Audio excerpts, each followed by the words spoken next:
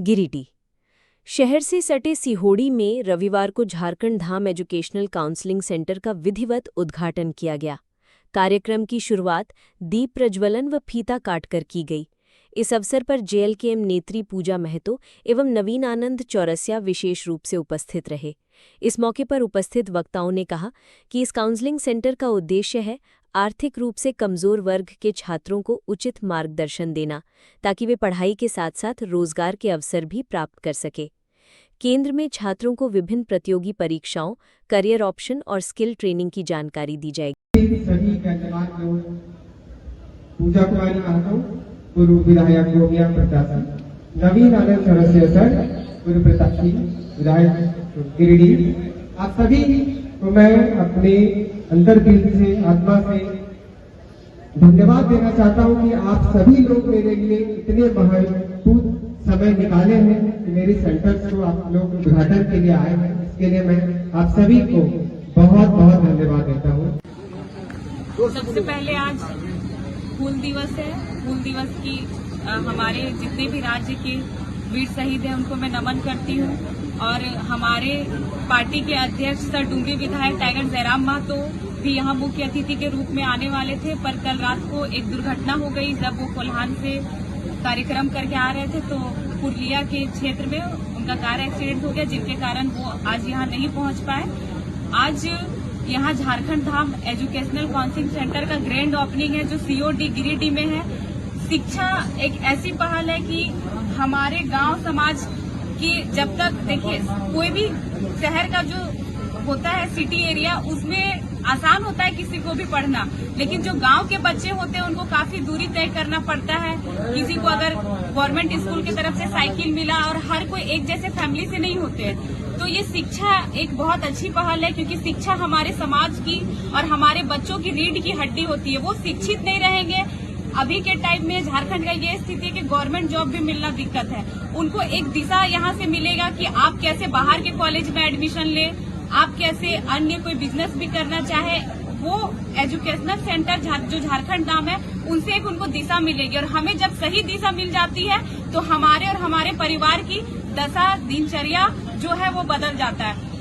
अभी के टाइम में अगर बिजनेस भी करना हो, खेती भी करना हो, तो हमें लगता है कि हमें शिक्षित होना बहुत जरूरी है। क्योंकि आप देखेंगे कि जब लोकल जो किसान होते हैं उनकी सब्जियां होती है तो वो कम रेट पे हो जाती है, 5 रुपए 10 रुपए केजी बिकने। तो वो शिक्षित होंगे तो ये कम से कम दिमाग में आएगा कि कैसे हमें सीजन जब बहुत ज्यादा आ जाता है उससे पहले खेती करना होगा, ताकि हमारा जो सब्जी अभी 5 रुपए में जाता है वो 40 और 50 रुपए जाए। तो शिक्षा बहुत महत्व है, क्योंकि शिक्षित अगर समाज नहीं रहेगी तो अभी के टाइम में जो झारखंड का स्थिति है वो धीरे धीरे बद और बदतर हो जा रहा है। जब वो शिक्षित होंगे तो अपने हक और अधिकार के लिए लड़ेंगे। वो शिक्षित होंगे, कहा जाता है कि शिक्षा वो शेरनी का दूध है, जिसने जितना पिया है उसने उतना दहाड़ा है। आज एक गरीब घर का बच्चा जो यहाँ के मुख्य अतिथि थे हमारे अध्यक्ष सर डुंगरी विधायक टाइगर जयराम महतो, उनकी आवाज में, उनकी दहाड़ में वो पावर है। हमको लगता है झारखंड के इतिहास में ये पहली बार हुआ है कि किसी गरीब घर का बच्चा विधायक बना है। नहीं तो हमारे यहाँ वही परिवारवाद चलता है, कोई विधायक का बेटा, उसकी पत्नी, उसकी बेटी, उसकी धर्म पत्नी।